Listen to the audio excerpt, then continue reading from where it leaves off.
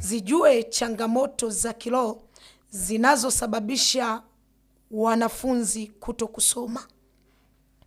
Changamoto ya kwanza, roho za uzito.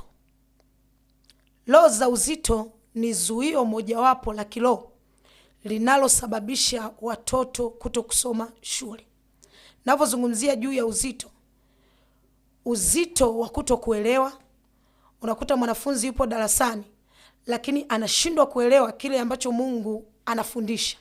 Hii inakuwa pia ni changamoto kwa mwanafunzi, lakini pia inakuwa ni zuio la kiroho linalomsababisha huyu mtoto kuto kusoma.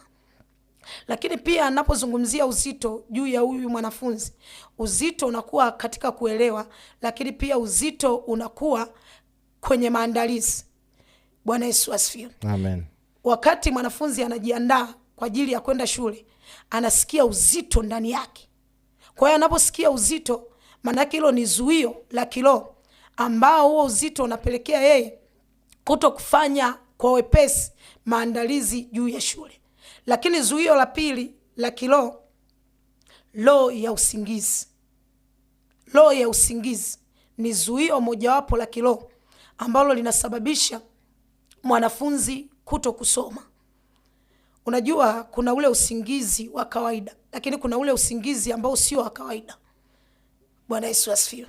Unachangani mwanafunzi anakuwa na ndani yake, ndani ya macho yake liko wingu zito la usingizi. Mwalimu anafundisha, yeye amesinzia. Manake huyu hawezi kuelewa kile mwalimu anachofundisha. Imefika nyumbani muda wa kusoma, anashindwa kusoma, anasinzia. Amepewa kazi za shule za kuzifanya, anashindwa kufanya, anasinzia. Kwa hiyo roho ya usingizi ni zuio mojawapo la kiroho linalozuia mwanafunzi kuto kusoma.